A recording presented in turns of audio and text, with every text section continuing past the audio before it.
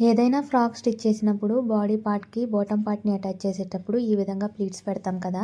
So, pleats పెట్టినప్పుడు ఇక్కడే మనం లైనింగ్ ప్లీట్స్‌ని కూడా ఇక్కడే పెట్టేసుకుంటాము. సో, అప్పుడు మనకి ఖర్చు అనేది పైకి కనిపిస్తుందనమాట. ఈ ఖర్చు కనిపించకుండా నేను ఒక టిప్ అయితే చెప్తాను. ఫస్ట్ అయితే ఇలా మెయిన్ ఫ్యాబ్రిక్‌తో ప్లీట్స్ అయితే పెట్టేసుకోండి. బాడీ పార్ట్‌కి ఫస్ట్ మనం మెయిన్ ఫ్యాబ్రిక్‌తో ఈ విధంగా ప్లీట్స్ పెట్టేసిన తర్వాత ఇక్కడ మనం లైనింగ్ ఫ్యాబ్రిక్‌తో ప్లీట్స్ పెట్టకుండా దీన్ని ఇలా రివర్స్ చేసుకోండి. అంటే బాడీ పార్ట్ వైపు ఈ విధంగా తిప్పేసుకొని ఎక్కడైతే లైనింగ్ మనకి కనిపిస్తుందో అటు సైడ్కి లైనింగ్తో ప్లీట్స్ అనేవి పెట్టుకోండి. సో, మనకి మెయిన్ ఫ్యాబ్రిక్ ఉండే చోటు బాడీ పార్ట్ మీద మెయిన్ ఫ్యాబ్రిక్తో ప్లీట్స్ పెట్టుకోవాలి.